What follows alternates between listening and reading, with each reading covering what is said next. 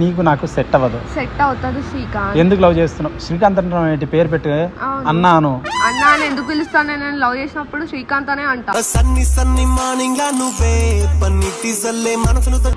Accept చేస్తావా లేదా? ఇప్పుడు నేను లవ్ చేస్తున్నా. అయితే బావా అన్న. సరే చెప్పండి బావా. సమయమా భలే సాయం చేసావా.